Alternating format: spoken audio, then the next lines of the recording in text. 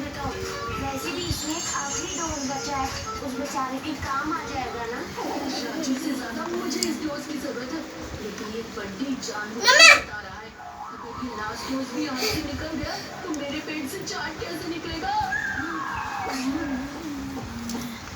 यही गोटी का भारी बदमाशी होता।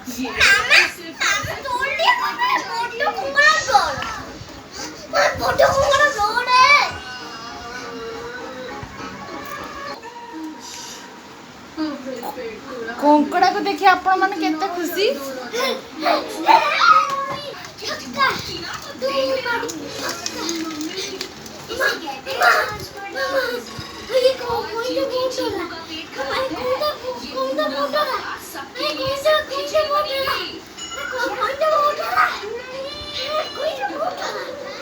देखे